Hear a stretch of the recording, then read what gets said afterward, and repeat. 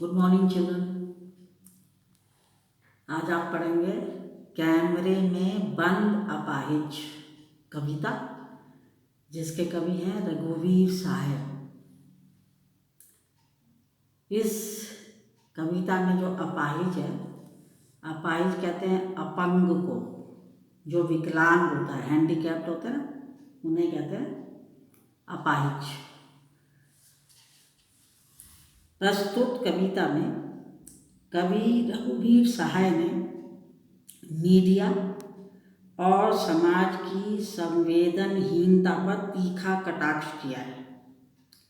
अपने कार्यक्रम को आकर्षक और बिकाऊ बनाने के लिए मीडियाकर्मी विकलांगों की दयनीयता को अत्यंत क्रूरता से उभारते हैं, उनको अच्छी तरह से दिखाते हैं ताकि उनका खूब जो कार्यक्रम है वो लोकप्रिय हो जाए।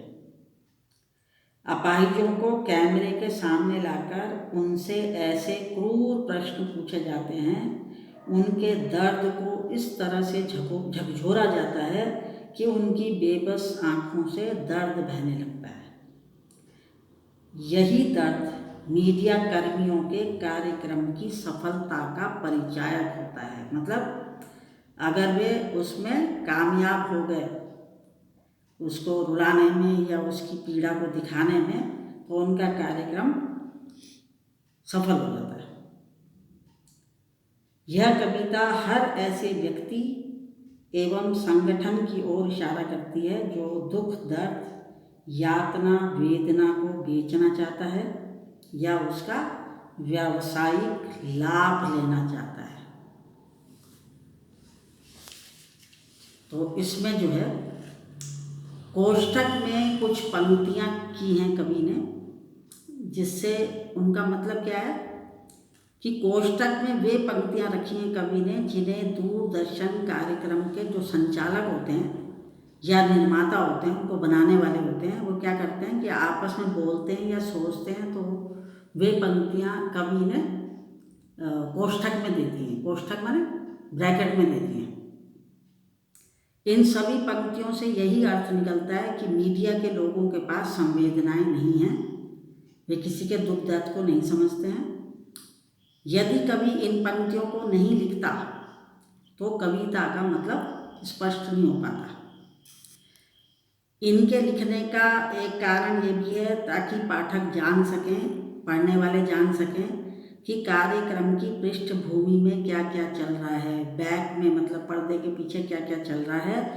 लेखन का ये कौशल इस प्रकार का है जिससे नाटक के दृश्यांकन की तरह नेपथ्य की बातें सामने आ सके। मतलब कवि ने जब इस कविता को लिखने का प्रयास किया मीडिया कर्मियों के बारे में हर बात को बताने का दुनिया वालों को, तो उन्होंने इसीलिए उन पंक्तियों को कोष्ठक में कर दिया है जो पीछे चलती रहती हैं, जो इसका संचालन करते हैं।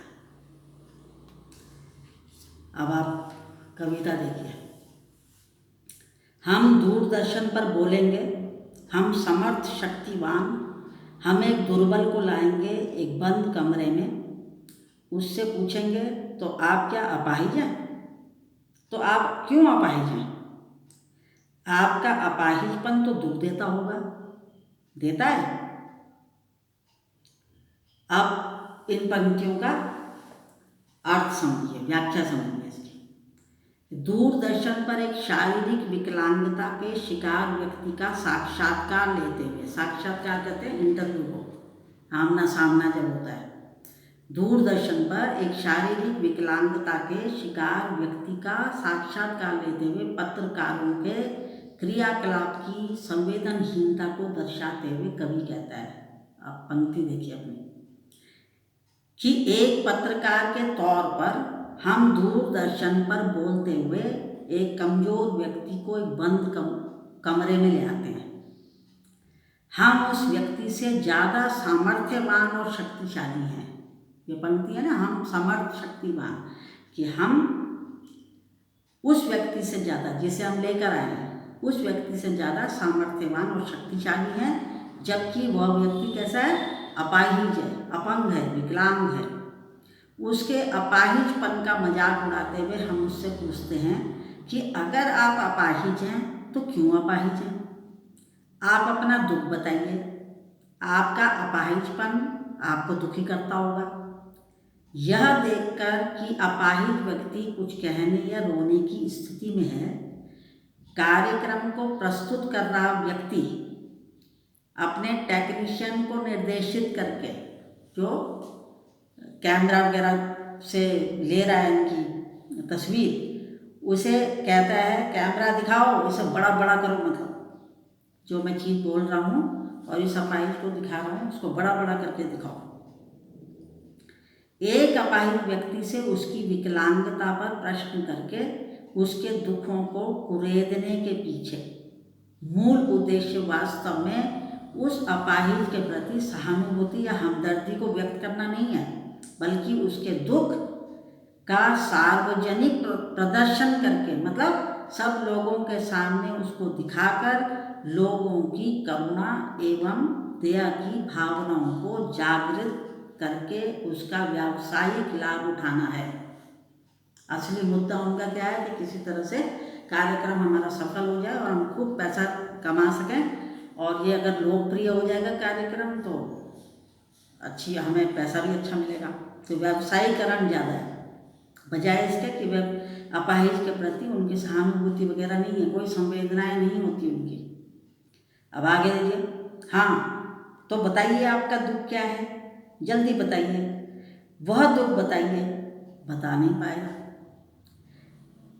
तो फिर उसी तरह के संवेदनहीन प्रश्नों की श्रृंखला प्रारंभ हो जाती है। फिर वो उससे प्रश्न करना शुरू कर देते हैं, जैसे आपको क्या दुख है, आपका दुख कैसा है, जल्दी बताइए।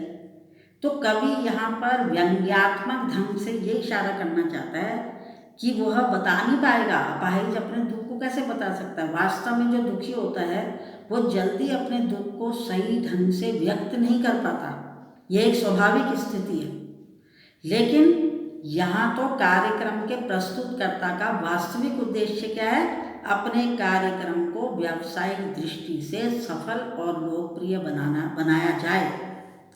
जो पहले से ही दुखी है उसे बार बार उसके दुख की याद दिलाना अत्यंत कष्टदायक तथा अमानवीय है। ये कोई इंसानियत नहीं है अगर उसके साथ इस तरह का व्यवहार किया जाए।